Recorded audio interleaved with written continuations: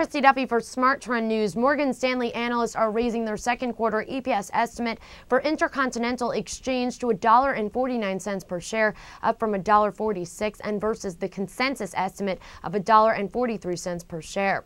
Analysts Celeste Brown and Andrew Bernard said, quote, "We are raising our estimates slightly after marking to market for second quarter 2010.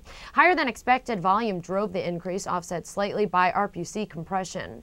The analyst added, "In our view, ICE is strong and entrepreneurial company. However, we see more attractive risk-adjusted returns in other names under coverage." The bank sees a fiscal 2010 EPS of $5.86, and that's versus the consensus estimate of $5.58 per share, and for fiscal 2011, an EPS of $6.70 versus the consensus estimate of $6.40 per share. I'm Christy Duffy for Smart Trend News. For more on this stock, visit our website, tradethetrend.com. You can also receive further analyst insight by subscribing to our YouTube channel, and that's Trade the Trend.